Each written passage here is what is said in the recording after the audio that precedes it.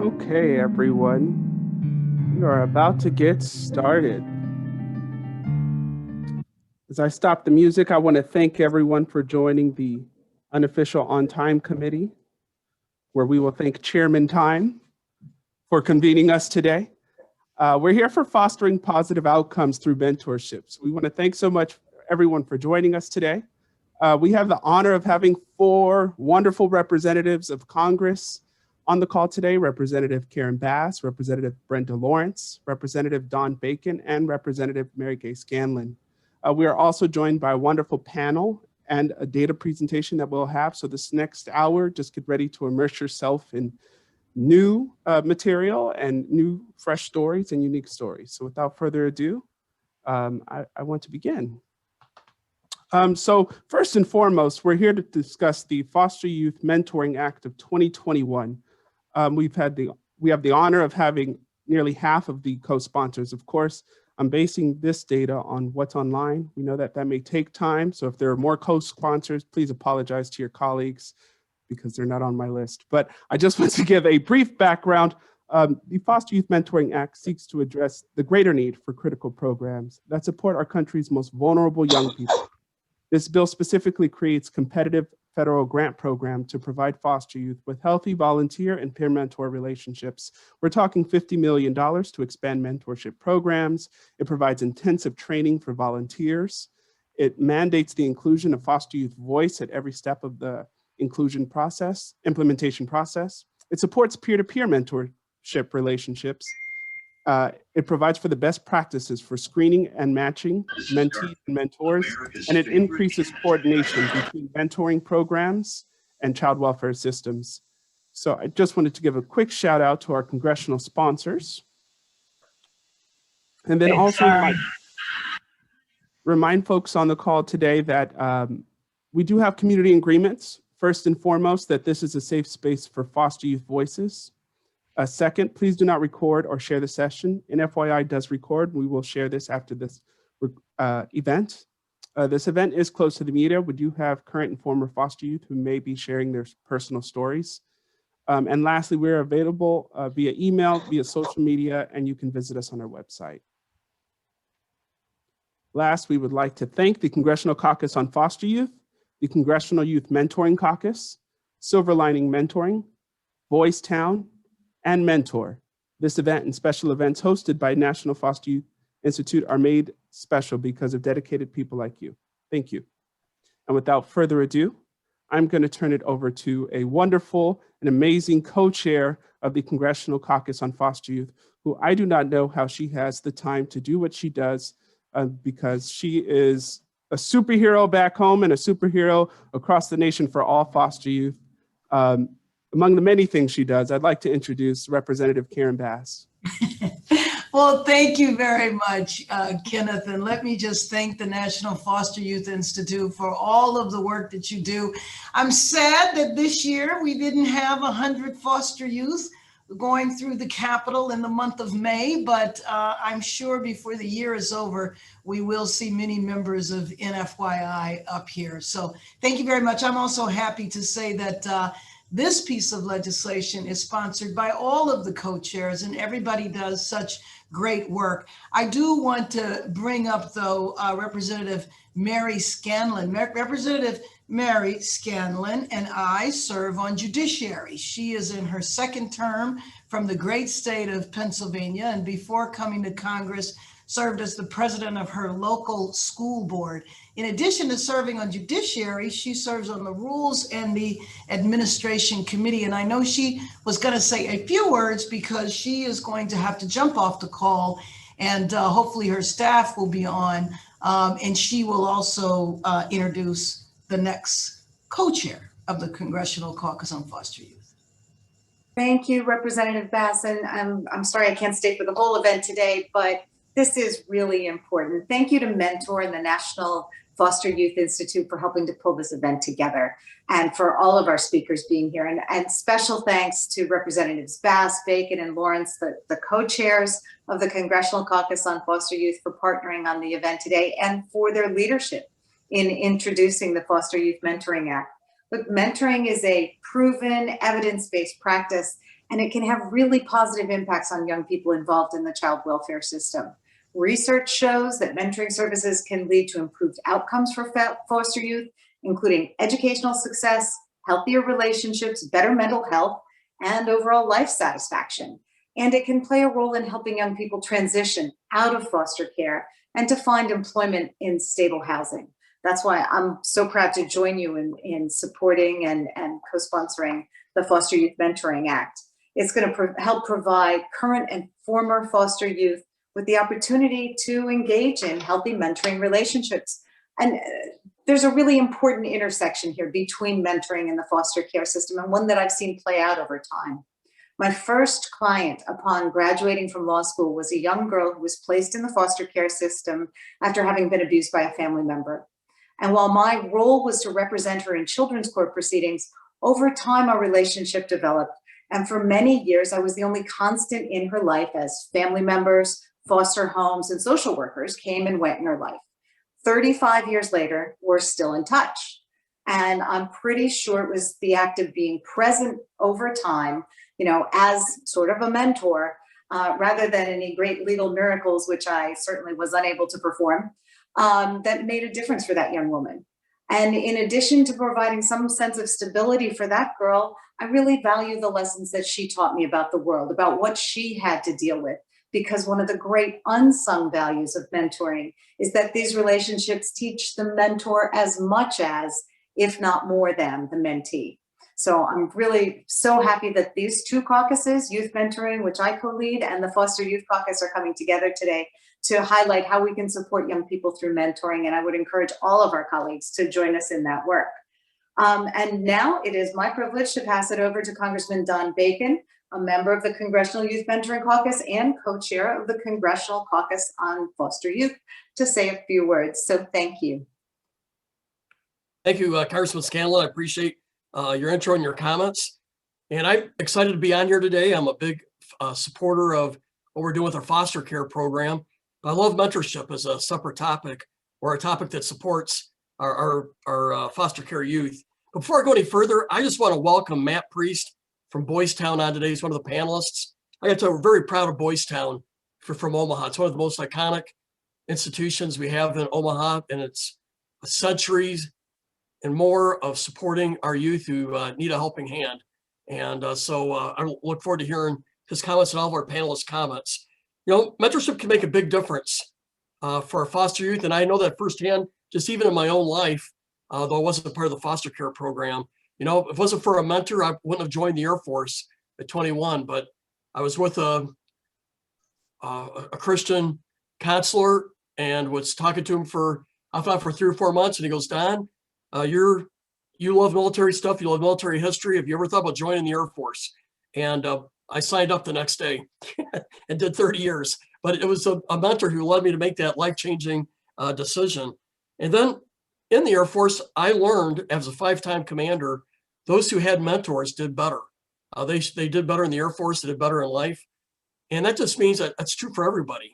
If you have someone giving you advice, or you got someone you can seek advice and counsel from, it can only but help. But I just know from my Air Force mentors, I learned things that I would not have known on my own that made me better as an officer.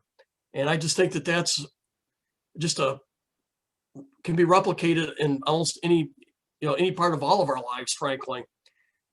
I know it firsthand too, as a 2-time foster parent. And I know that there's a need out there for children or young adults or young teenagers, whatever age it may be, to be able to have a source to go to, especially if you've been in multiple families. It's good to have a steady mentor that and that can provide just advice on basic things in life that you may not be able to get information on, regardless. And I was just thinking, for those who transition, it's, I think, doubly important to have a mentor. I was on with listening to a panel with Karen Bass and others here, and we were talking to this young adult who went 3 or 4 years without health care. He was a transition foster youth, and we asked him why. Because there was these community health centers in his area, and he said he just didn't know they were there. But if he would have had a mentor, he would have been able to say, hey, what are some ways I could get a physical or a checkup? And so he would say, hey, go to your community health center, and you would get it at a very affordable price. but he didn't have that mentoring access there to know that. And to me, that was just a good anecdote to realize that if you don't have somebody go to you, you don't know where you get health care. You may not know what does it mean to get a deposit for rent? What does it mean you got to pay taxes on April 15th? And how do I do that? I think there's so many basic questions that if you're 18, 19, 20 years old, that I know I needed help. I was dependent on my dad, mom, until I joined the Air Force at the age of 21 for a lot of things. And I think that's true for most people growing up. So I'm a big believer in the mentorship. I know it firsthand. I've seen it firsthand with others. And so I'm excited to get behind this bill because I think it will pay dividends in people's lives, for a long time. So with that, I'll just say I look forward to listening today, and I'm just proud to be part of this team that wants to make a difference in our foster care. So thank you. I'm not sure who's up next, Karen. So I would introduce, but I'm not sure who it is. We have our esteemed colleague, your esteemed colleague from Michigan, Representative Lawrence, who has also mentored our youth on town halls, telling them to lift the camera so that she didn't see in their nose. So even moments like that. Every little bit helps. Good afternoon, everyone. I'm Congresswoman Brenda Lawrence, and I proudly represent Michigan's 14th District. I'm one of the co-chairs of the bipartisan Congressional Caucus on Foster Youth. As you know, May marks the National Foster Care Month, where we acknowledge the more than 400,000 children and youth in foster care and show our appreciation to the community that supports their well-being. Included in that community, and the reason why we're here today, are the mentors to our foster youth. You all know this pandemic has taken its huge toll on our country, especially our children and our youth in foster care. Many of you have heard me talk about this before. One of the areas I want my legacy to be is that I provided the legislation to ensure mental health for my foster children. Just talking about foster youth on the Hill, I take in an intern every year, and man, do I get lobbied. They use every second they have to get me to understand the needs and the issues that we need to address on a legislative level. And where my passion to push for this legislation for mental health, it was a young lady, and she said, "Congresswoman, do you realize that she was aging out. She said, I have been in 21 foster homes in my life. She said, do you know the fact that I'm in foster care means I've had some trauma in my life? Something broke down and it's not working. She said, I have been abused. I ran away from my foster home. She said, I had other members of the foster care community, the youth, tell me they're thinking about suicide. They want to kill themselves. They're cutting. And she said, I'm sitting there saying, maybe I should be one of those people who are thinking about suicide. She said, but I survived, Congresswoman. She said, I survived. I stand here today as a survivor. But so many of my foster youth family are not as successful. She said, you know what you do to me, Congresswoman? She said, you have a social worker sit down and say, are you okay? Do you need to talk to anyone?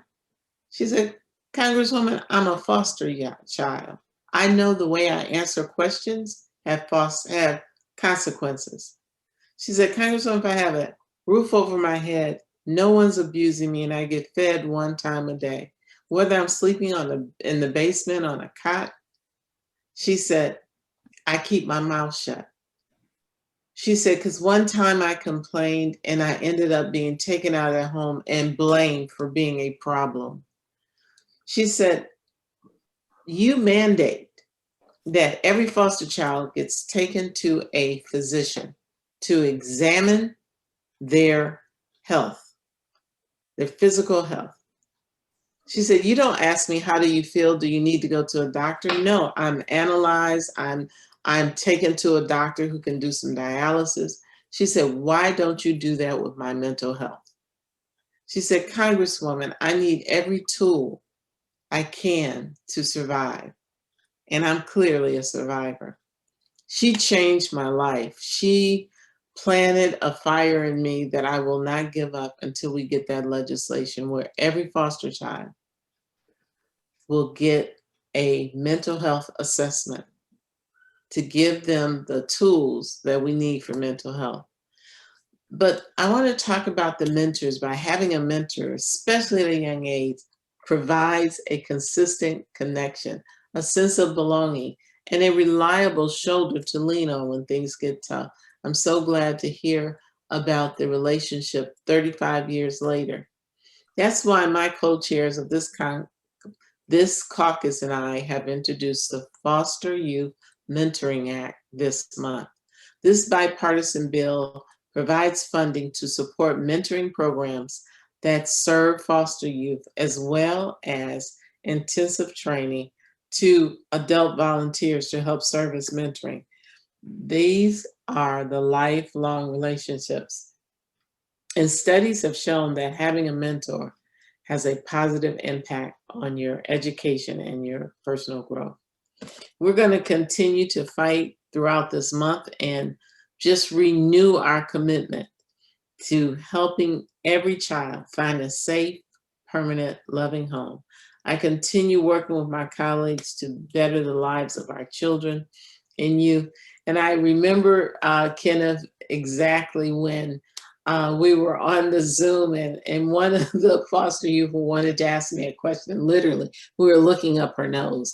And I said, I seized the moment. I said, you know, you need to adjust that because we're doing everything on Zoom now. If she had continued that practice, she might have been interviewing for a job and showing them her nose just wouldn't have cut it. So I want you all to know that I am a fighter. I believe in this, and I married a foster child. So I'm constantly reminded of the amazing people who had, because of no fault of his own, had to go through some trauma in life. And he is now a committed father and husband. So I want to thank you all. Thank you so much. Go ahead, Ken. Oh, no, I didn't want to cut you off. I was thanking you. You didn't finish your gratitude. Please, let me stop. No, I just wanted to express my appreciation to our chair, Karen Bass. I, like you, don't know how she does everything she does, because when she is a fighter on the issue, she is relentless. She's all in. And foster care has been something that she has, you know, even when I get distracted, she'll bring me back in. You know, she called me right before this. She said, am I going to see you in a few minutes? That's Karen Bass. She's popping that whip. Let's get to work. We got to take care of our children. So thank you. And now that we are blessed with both the staff, these child welfare champions, and the child welfare champions themselves, we can kick it off. This is exactly why we do our town halls and Shadow Day that Representative Bass alluded to create some of these long-term connections between our members of Congress and our youth. So without further ado, I do want to introduce our wonderful panel. We are joined by three fantastic organizations who are providing some of the best mentorship models this nation has to offer. I'm going to introduce all four of our panelists, and then they can get on and have some brief remarks. Our first is Mia Somner. I would like to introduce a social entrepreneur who values authentic youth engagement. Mr. Somner is the founder and executive director of the Bike Union and Coffee, a nonprofit bicycle shop and coffee house that provides workforce development and life skills to youth who have aged out of foster care. Our second panelist is a former foster youth who aged out of the system in 2018. He is a shift supervisor at the Bike Union and Coffee and a mentee of Mia's. Please welcome Eric Alvarez. Our third panelist has masterfully served as the CEO of Silver Lining Mentoring since 2009. They have been recognized by national community-based organizations like Youth Villages and by congressional colleagues in the Senate for their tireless advocacy on issues impacting constituents of the child welfare system. I would like to present Colby Sweatberg. Last but certainly not least, I would like to present the Director of Foster Family Services for Boys Town in Omaha, Nebraska, Matt Priest. With years under his belt, Matt is a nationally recognized child welfare champion who also serves as the vice chair for the Nebraska chapter of the Family Focused Treatment Association. Ladies and gentlemen, give it up for our panel today.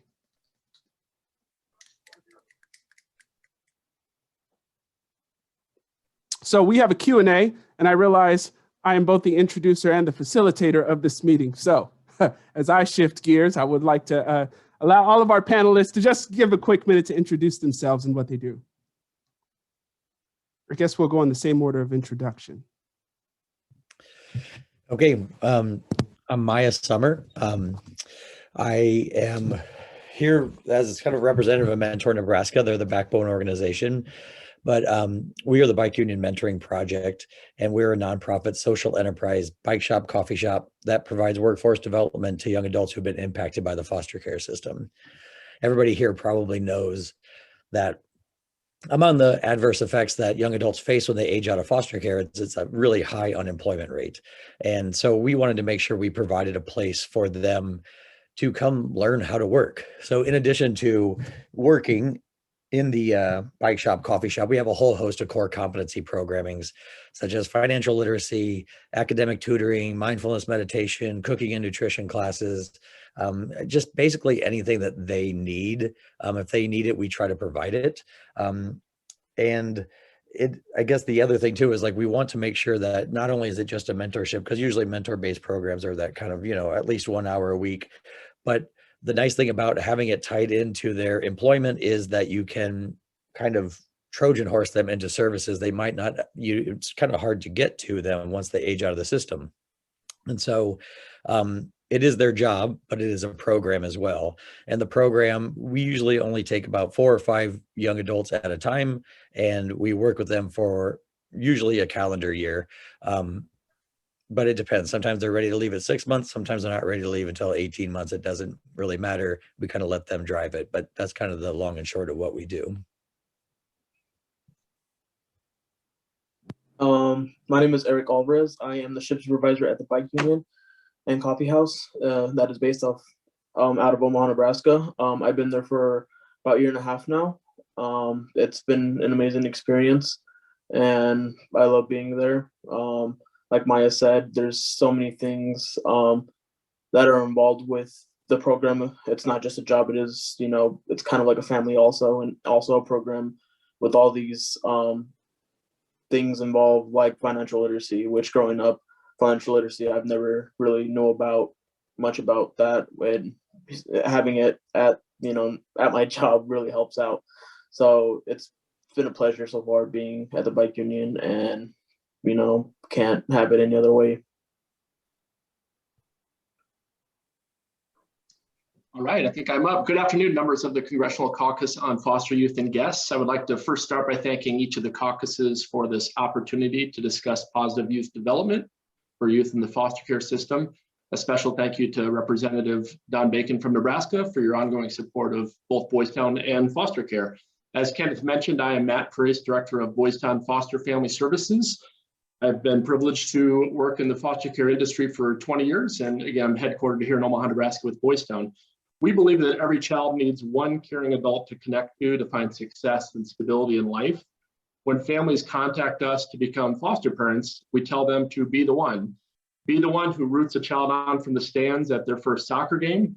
Be the one to help a child learn how to tie their shoes or ride a bike. Be the one to celebrate from the stands when the foster child becomes the first in the family to graduate from high school. These life moments, big and small, are what impacts the child's life forever, especially with the support of a trusted and caring adult. And we know, we've seen firsthand that mentors also have that same ability to be the one. Thank you.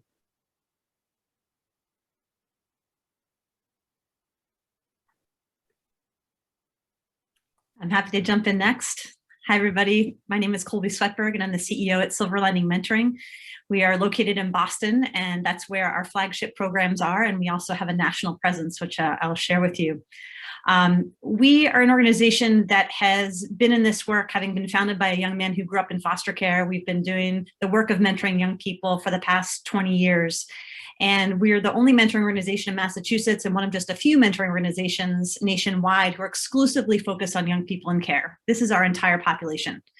Often our mentors are the only adults in our young people's lives who are not paid to spend time with them. knowing that young people in care are surrounded by professionals who have various roles in their lives. Having that one volunteer, the way that Matt just described it, thinking about that person who is cheering them on, who's there through the ups and downs, who is there through the transitions, is a really different role than the role that many of us who are professionals and have made this our life's work. I've been in the field for 20 years and have been in the lives of many young people. And yet we know that when there's a transition, whether for a young person or a professional in their life, a teacher, a social worker, a parole officer, whoever it might be, that relationship becomes ruptured. So our mentoring model is focused on having that one volunteer who follows a young person, who makes a commitment and is in that young person's corner no matter what. We're proud that our average match length is 4.5 years, and that outperforms the national average by more than 6 times.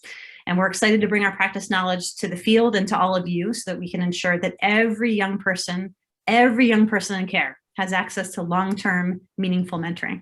So excited to continue the discussion with you today.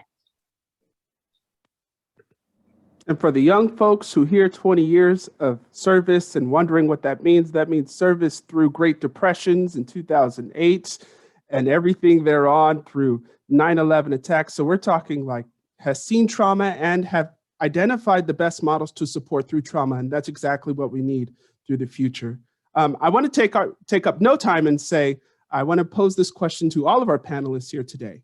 One of the items that distinguishes this bill in its current form to a similar bill from the last session is its emphasis on the inclusion of youth voice.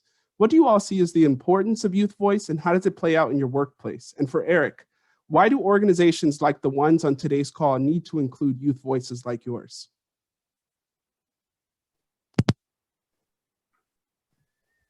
I guess we'll just go in the same order again. I think as an organization, when you're dealing with this demographic, if you don't have their voice involved, you're kind of dead in the water, because I think that can lead to a lot of the problems that we've had sometimes with mentoring organizations, and sometimes it's top down, and sometimes it's not about what the people might need, but what we kind of think they might need.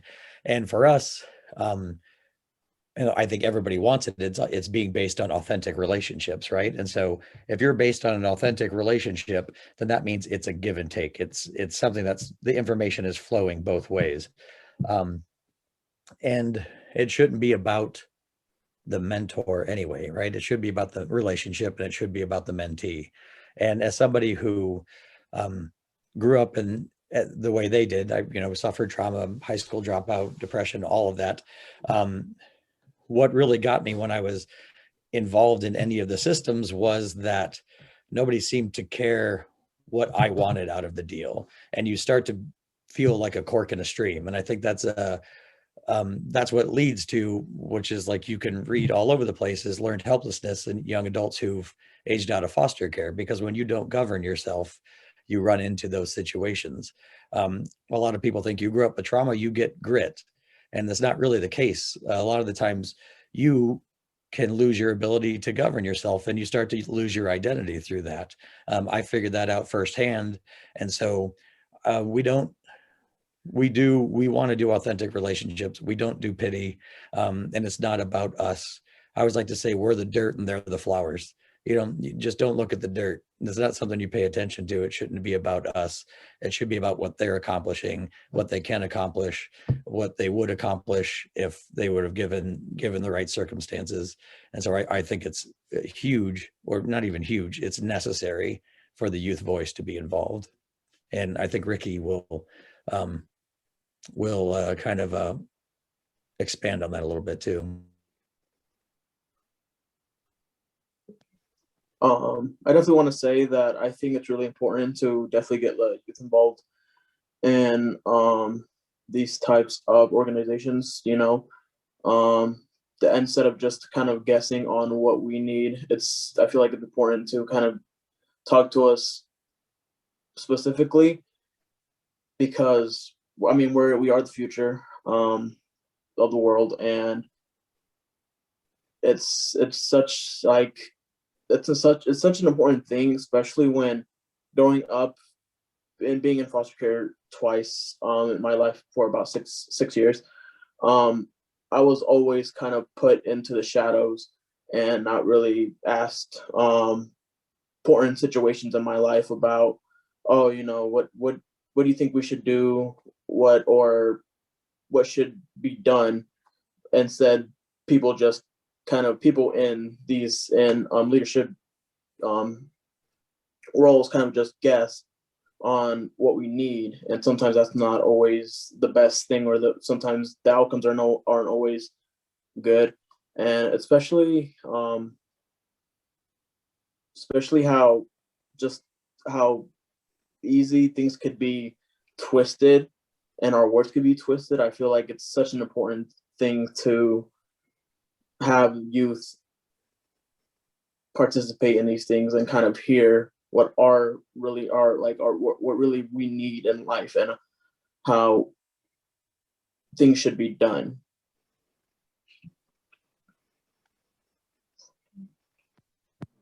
And over to Matt. For Voice Sound, youth voice is part of everything that we do. It's entwined in everything that we do. Whether it's meeting with a foster child before they're placed and asking them what type of home would you be successful in, or maybe giving them a chance to meet a foster family before they actually move into the foster home, or perhaps it's advocating to get a picture of their siblings or their parents that they can keep on the nightstand to keep them motivated. When we think back to when we were all 16, that was learning how to drive and getting our first jobs and those school relationships. Those are all positive, fond memories for all of us. We want our foster children, when they're adults, to look back at that time with the same fond memories that we were all privileged to have. And I think that's a big, important part of the youth voice. Family voice is just as imperative. I tell our foster parents that when a foster child is first placed in your home, the first thing you should do is call mom and dad that night. Call mom and say, your child's here, they miss you, they care about you. I look forward to meeting you someday. And I'm a phone call away if we can ever do anything to help you out. Is there anything special that you do in your home that you'd like us to incorporate in our home? Those are all really powerful things. Or for mom who orders foster child's baseball pictures, order a second set and send it to BioMom and say, I thought your son's smile looked a lot like yours, so I thought you might want a copy of them. Or perhaps foster dad's going to parent-teacher conferences and can text dad and say, hey, we're going, we'd love to save a seat for you if you're interested. So it's empowering, it's being inclusive. For me, I walk into work every day. I have a 13 and a 17-year-old biological son and daughter. My entire motivation is that our foster children have the same opportunities that my son and daughter have. If we're able to do that, then we're winning. Then we know that we're on the right track. So that's my compass that's really led me throughout my career.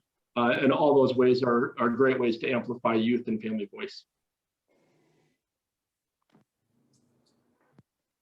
At Silver Lining Mentoring, we are in a similar position that throughout our 20 years, we've strived to incorporate youth voice in everything we do. We really believe, nothing about us without us. So when we think about where we come from and what we privilege, and even in our origin story, I mentioned we were founded by a young man who grew up in foster care. We were named, our name Silver Lining came from a mentee in our program. Our young people have the wisdom from their lived experience to be able to direct the adults to let us know what they need. And when we think about this population, oftentimes youth in care have the experience of having all of these decisions that are made about them being made by strangers. We want young people at the table. And so at Silver Lining Mentoring, we put young people in the driver's seat, even when it comes to things like making their match. When we're matching them with a mentor, we go through all the permissions to get the child welfare system, the advocates, the GALs, whoever is involved, the clinicians, the foster parents, bio parents, anybody who's in their life has to approve of the match, but it doesn't go anywhere without the young person giving the green light. So we could get the approvals from all of the adults in their world. And if the young person says, this doesn't feel like a fit, we start from scratch and build, because we want to be able to build that young person's trust and have them feeling like this is a match that's going to work for them.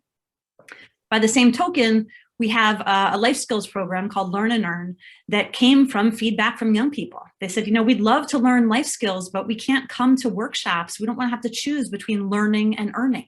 We don't have to choose between our minimum wage paying job and coming to learn financial literacy and employment skills. And so we put those things together and pay them for the opportunity to participate in our program. And they come out of the program with a mentor, with life skills, with financial earnings and savings that we match. So again, listening to them is critically important. And finally, we have a participant advisory board that advises our decision-making around program design, around feedback loops. It serves as an advisory body to the entire organization. So we're working to ensure that our programs are meeting young people's needs by shifting our approaches and creating initiatives based on the feedback that we get from young people. And that's where we have to sit in order to continue to shift and meet them where they are, especially through this pandemic. This was a time when we needed to lead with our ears. We needed to listen to young people first. And that's how these programs are going to thrive. And what I hear, even for folks who have been in this field for a long time, is there are even ways we can improve our practices. Thank you so much for sharing our panel. I want to go to each of you individually to ask you a question. And we'll start with Eric, our youth voice on the panel. Eric, you're a shift supervisor at work and a student in Metropolitan Community College, and you're also a former foster youth. How has mentorship impacted where you are today, and how have you benefited from the connections you've made with your mentor? Well, growing up in the foster care system and in general, I didn't really have too many mentors, and when I did, they would pretty much have like a certain amount of time they would meet with me, and after that I wouldn't hear from them ever again until the next time we would meet. So going into my 18 years of living, I part of this program called the Bike Union, of course, and that's where I really got into mentorships. And now I have 3 wonderful mentors, that includes Maya, and they've helped me in so many ways that I could never thankful like have anything else. I graduated from high school because of them. I am in college being successful because of them. I learned so many skills, like changing my oil in my car, changing my brakes, how to do my taxes because of them. And it's so wonderful because I didn't know any of this stuff coming in to the Bike Union, and learning it has been just such a wonderful experience. And having these mentorships have been so wonderful, and I know I can rely on them any time of any day. It's not just a like 9 to 5 type of thing. I can call them at 3 in the morning, and I know they'll answer, and I know they will help me. And being a supervisor, it shows that they trust me enough to be in a leadership position, and that's wonderful. And that goes back to having organizations have youth in my voice heard, and it shows that being a supervisor and having pretty much a seat at the table, and it's been such a wonderful experience being there, and I feel like I benefited so much, and I feel like I have so much to go. And in the future, I do want to become a foster care parent because I know how the system is, and I want to be a mentor. This summer, on my own time, I want to volunteer somewhere that has to do with foster care children, just because I feel like having a good mentor really helps. And having 3 wonderful mentors right now, and it's such a wonderful experience, and I can't see a life without them at this point. And we hear you giving away flowers, and I also want to give you flowers because you're in school because of you as well, and you did that hard work. So pat yourself on the back too. And teach me how to do brakes, because I still don't know how to do my brakes. Our next question is to Maya. Your work with Eric is inspiring, and as you heard, your impact on his life has been tremendous. Your mentorship style centers around genuine and authentic relationships with constituents of care. It's a lifestyle you are familiar with, and it is a big reason you founded your organization. Can you share with the audience a little more about authentic youth engagement? I mean, I think the nice part about our setup is that I am with them. I'm with Ricky for 40 hours a week, and so you can't be anything but your authentic self. When your true self is going to come through, and I think the big thing is his true self is going to come through. And I think too, just getting back with what Eric said, is that it's like one of those things where like the kids totally riding the bike, but they think the parent is holding on, like we had nothing to do with any of Eric's success. It was all him, and it's just like and I think he knows that, just because he's an amazing kid, and like, I think all he needed to do was have somebody tell him he's an amazing kid, and then he could just go off and do it. But the fact that that he will be a part of my life forever is just it doesn't need to be said. But the authentic relationship part of it comes in is because, like what Eric said, like the usual mentor relationships it seemed, sometimes it can be obligatory. And I think I love the movement in the mentoring, and we've seen a lot of it from Mentor Nebraska lately, is to make sure that we get around that, kind of artificial relationship and get into some real authentic relationships. Like I feel like in the past few years, you start to see that really come to the fore. And when you deal with kids who have aged out of the foster care system, they read people better than anybody you will ever meet in your life. You cannot fake anything with them. And if you're not being your authentic self, they will find it and they will react to that. And anybody who doesn't have a deep understanding of that hasn't either worked with them or hasn't been in their shoes. But I think it is the nice thing about us being small is that we're very small by intention, and there's nothing wrong with large organizations, because I like being small in an area where we have big, because we're also from Omaha, Nebraska. Actually, Matt, if you walked out your door right now and headed south and I headed north, we'd see each other in about 5-10 minutes. And then, but it's okay for an organization to be small, especially when if you could be huge if you're handing out meals to the homeless. But if you're dealing with people who've experienced trauma, I think small is the way to go too. Because, and that, again, being in this infrastructure where we have large organizations, we can afford to be small because we know there are other organizations taking care of the big stuff. And so that I get to spend my time running a business and having Eric be a part of that and having a relationship with Eric. And then knowing 10 minutes before this call that Eric is going to be there. I think that was the big thing right there, is like, I know he's going to be there. I know I can rely on him. But I'll leave it at that for now. But nice job, Ricky. Thanks for being here. And thank you so much. And thank you so much to Representative Don Bacon's district for showing out. They came out strong today. Our next question is to Matt Priest, who's been at Boys Town for 17 years. He's held many positions and has helped many youth and families. As director of one of the largest, most well-established organizations in this field, what are some best practices and trainings you have for foster parents, and what do they look like? We often talked about the needs for youth, but how can we make sure our parents are better equipped and trained? How are our approaches both trauma-informed and healing-centered? Thank you, Kenneth. Yeah, I think it starts with stability and consistency, certainly. I think what we tell our foster parents, that the hardest part is to love unconditionally and then let go, because we want to support our kids to get back home, to mend those relationships with mom and dad and grandma and grandpa as much as we can, and allow that family to be as successful as they can be. Foster care is a temporary intervention, and so we always want to keep that first in the front of our minds.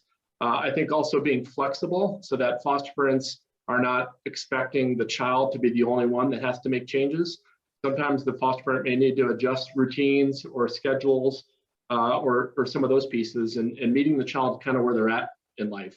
I think if we capitalize on youth and family strengths, and then we pair that with a mentor, we've seen it. We see youth thrive, just like Eric. That can happen with that consistency and that stability. Finally, just to break it down on a simple level, if any of us had a child of our own that was placed in foster care, what would you want? What type of home would you want them in? What type of structure? What type of support? How would you want the foster parents to show that they care about your child? Those are the things that we need to keep front and center as well, and keep that in mind for all the children that in our program. Thank you so much, Matt. And I want to get a question over to Colby as well. So Silver Lining Mentoring has an impressive track record of creating long-term mentoring matches that are 6 times the national average. That type of long-term relationship building is what foster youth need. Given that the proposed bill seeks to expand mentoring for youth in care, what supports need to be available to help other organizations to be successful in creating matched longevity? Yeah, match longevity is sort of the calling card of the mentoring movement. You know, when you're talking about between mentoring programs, everybody wants to know what's your average match length. And when we think about this population in particular, knowing the number of tumultuous transitions that young people in care undergo, it becomes all the more important to fill that belonging gap, to provide a consistent, steady adult connection, because it's the one thing that is lacking across these transitions. Every time they move, you know, different school, different community, different caregivers, different set of peers. But when the mentor is that one consistent person, that's when we can see the real gains. So in terms of what other organizations need, you know, if this legislation passes, we're going to need to train mentoring programs up on how their models can meet the needs of young people in care, because it's not a one size fits all model. We need population specific supports to serve young people in care, because some of the needs are similar and some are actually quite different. You know, when we think about setting expectations, for example, for mentors and for mentees about what mentoring is and isn't, we talk to our mentees, our young people, from the start to say, you know, your mentor is a volunteer. They're here because, you know, it has nothing to do with a paycheck. They're here because they're invested in you. And yet, you know, I remember a match recently who the mentor decided to take this learning opportunity and take a young person along with her in getting ready for a job interview. And she said, you know, I want to have you help me pick out clothing. This was pre-pandemic. Let's talk about what's appropriate to wear to a job interview, and talked about, you know, sending the thank you note afterwards, and went through this whole process. And then came back the following week and said, hey, good news. I got the job that you helped me prepare for. And the young person looked crestfallen and said, you know, so I guess this is goodbye. And she said, what do you mean? And she said, well, so that just means you're like the other adults who say they're going to be here? And she said, no, I'm just changing jobs. Me being your silver lining mentor has nothing to do with the job. I'm still going to be your mentor. I move, I change jobs. I'm still here. You're still here. And that's one of the things that I think we need to show mentoring organizations how to do, and child welfare organizations as well, because it can be a very different kind of relationship than the ones that young people are used to. And, you know, at Silver Lining, one of the things we realized, we were getting calls from all over the country asking how we got to this match longevity and, you know, what's in the secret sauce type of question. And so we ended up answering the call by launching the Silver Lining Institute a couple of years ago. In 2019, we've launched the Silver Lining Institute, which seeks to share best practices. So we are in place to provide training and technical assistance to mentoring programs to teach them how to mentor young people in care, and how to teach child welfare organizations how to run effective mentoring programs. We know that we need those population-specific supports, that mentor training needs to look different for mentors who are mentoring youth in care versus general populations, how to navigate the child welfare system, how to understand healthy development, how to take a strengths-based, trauma-informed approach to building a relationship with a young person who's experienced abuse or neglect. And knowing, frankly, that relationships that don't reach that critical 1-year mark with this population, those relationships can do more harm than good. In other words, the research has pointed out it's actually better not to put a mentor in place at all than to put a mentor in place who isn't able to reach that point of longevity. So we need to be really thoughtful. This is not just about putting an adult and a young person together and saying good luck. We need to have the supports in place so that mentors and mentees can go the distance together. That's what's going to make for meaningful mentoring. So it's moving from helping young people just to survive the system to helping them to thrive after the system. And that is best practices if I have ever heard them. When we share this recording, I will take notes. I do want to say, okay, we are on a quick speed round, and then we have a fantastic data presentation from Michael. So to all of our panelists, in 1 sentence, 2 sentences, let's be quick, y'all. What is some advice you have for youth seeking a mentor but don't know where to begin? You all spend time fostering environments for youth who can identify mentors, but what about for youth who don't even know where to start? I would say there's, you know, if you look at Mentor as an organization, they all have local chapters. I would say just you find the people through there, but ideally it's like we're talking about peer to peer, where you can find somebody who's benefited from that relationship and see what they liked about it and see what organizations they worked with. I think that would be ideally, that means the mentoring programs are working if the peers that they're talking to are finding them beneficial. That's how I would try to go about it, I guess. And to Eric. I mean, personally, growing up, I didn't have much resources out there, and I didn't know much until I started connecting with people my age that have been impacted by the foster system. Like at work, I've been through the system. I know all these resources, especially in Nebraska.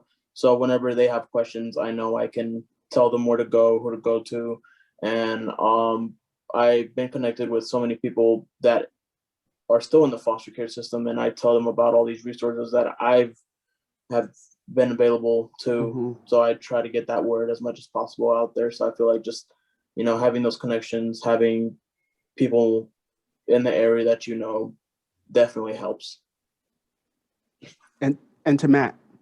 Yeah, I think it's for fosterants, it's being a support as long as necessary. We have a family of fosterant, Andy and Kim. They have a picture of every foster child. In the first week they're there, they take their photo and they put the picture on the wall. And in the family room, the wall is loaded with kids that either live in the home or have lived in the home.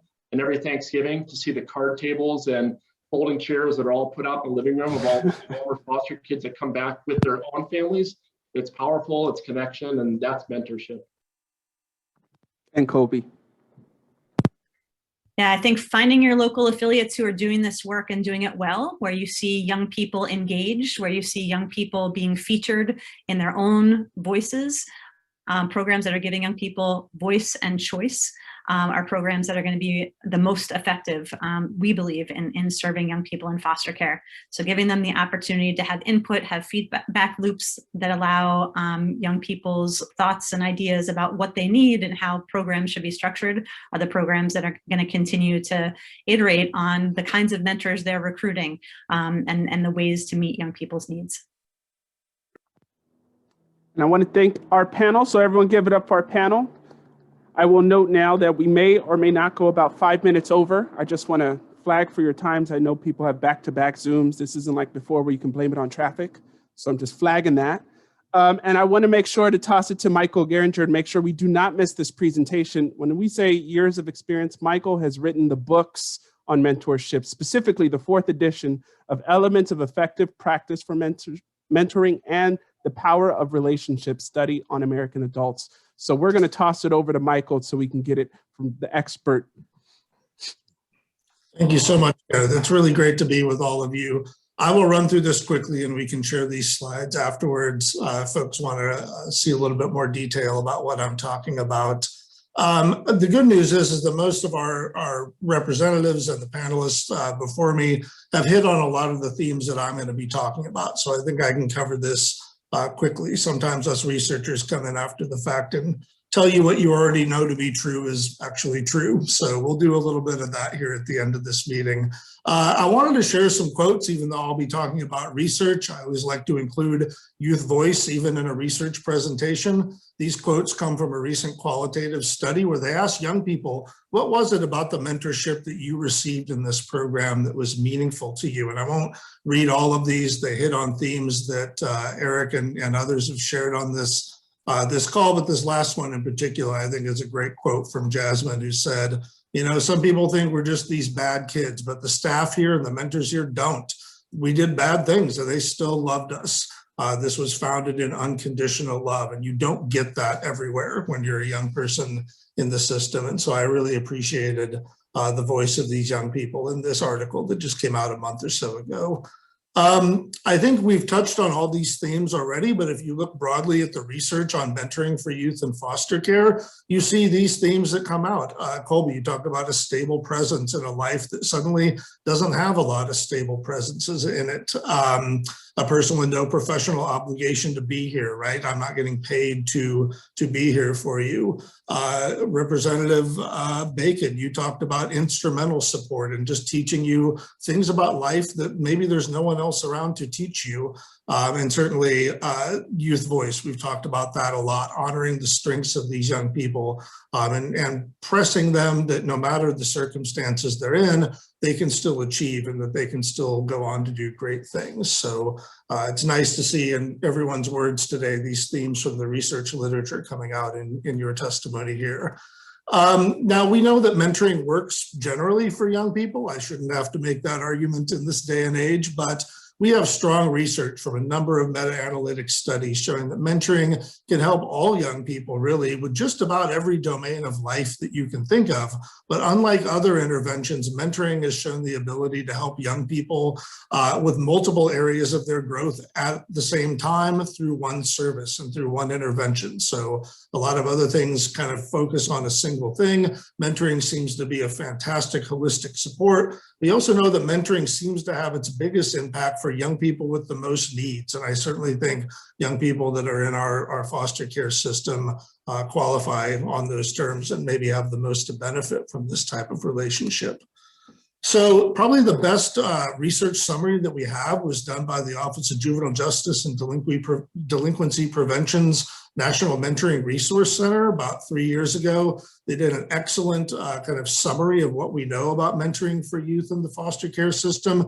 As you can see, they found pretty consistent evidence of positive impact around mental health, educational attainment, peer and teacher relationships, and things like life satisfaction and happiness, which to a child who's in the system is incredibly meaningful and important.